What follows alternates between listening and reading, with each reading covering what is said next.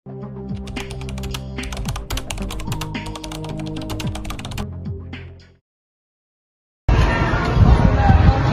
na, tama na sa time ni sir. Sige, tara. Si Kurt, ala talagang pagbabago, ano? Hindi na gumamang pa, no? Oo, tamad talaga si Kurt. Alam pagbabago yung pre. Kahit ano, kahit simula umpisa.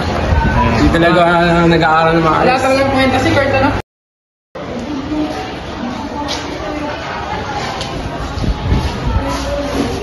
Sorry po. Bayang takaan naman.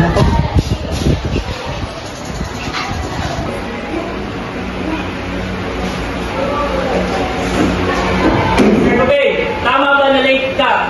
Tapos papasok ka na walang kasitabi? Ano magagawa ng sabi mo? Ha?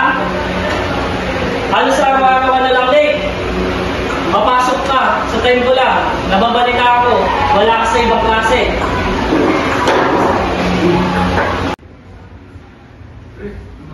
Pumasok pa, late na naman. Late na. Pangatlong araw niya yun. Late na po. Nakulinis sila naman.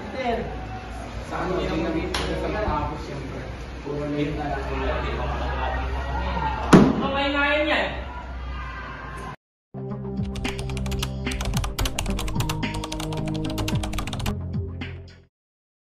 Pinapagalit niyo talaga ako. Ikaw, Kurt, late ka na kanina. Pero naman, nag-iingay pa kayo. Oras ng klase, may pinapaaral ako. Sinusubukan niyo talaga ako. Kumuha kayo ng isang buong papel. May quiz tayo.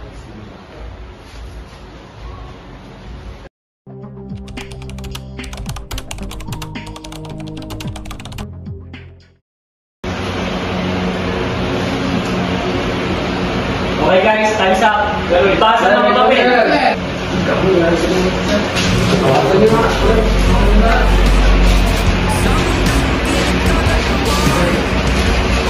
Unang-unang yung record.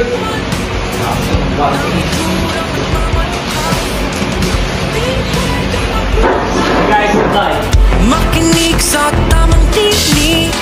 Wala kang mababalaw sa taong walang kapilitan.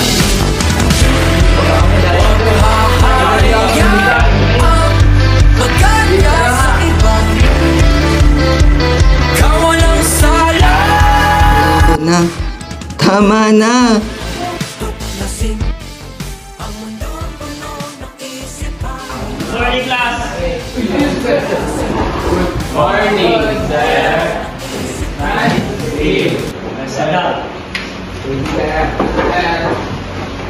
Oh, buti pumasok ka. Okay. Sino pa absent? Sir, si Bubeng, sir, wala pa. Wala na naman si Gubeng. Wala sa support. Sir, o bakit ka late? Bakit ka late? Pasok.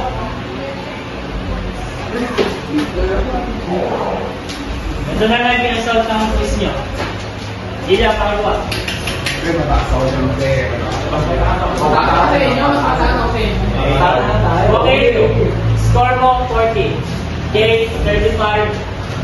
Arvin, 40. Panis! Jelani, 40. Oh, Okay. Isa pa. Ako na lang.